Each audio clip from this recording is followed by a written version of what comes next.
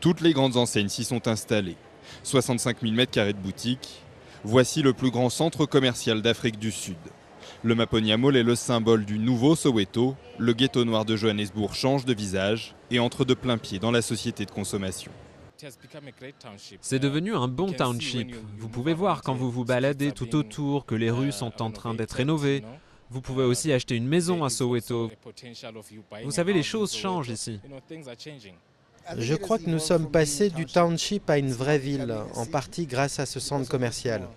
Personne n'a des barbecues ou des fêtes comme nous ici à Soweto. C'est vrai, quand il y a un mariage, vous n'avez même pas besoin d'invitation. Vous n'avez qu'à vous mêler aux gens et c'est parti.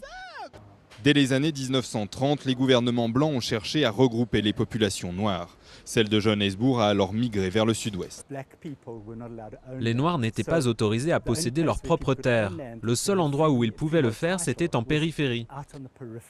Mais c'est seulement à partir de 1948 et la mise en place de l'apartheid par le gouvernement que tous ces ensembles ont été amalgamés dans ce qu'on a appelé alors le South-Western Township, Soweto.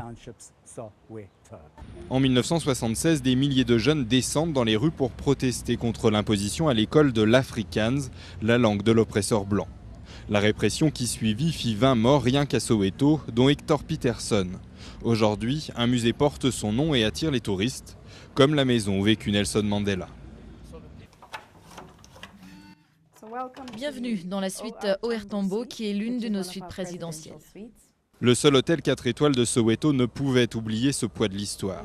Nelson Mandela illumine la réception et son long chemin vers la liberté est aussi celui qui mène aux chambres. Lindiwe Sangweni dirige l'établissement depuis son ouverture en 2007. Pour elle, un tel lieu ne pouvait se couper de son environnement.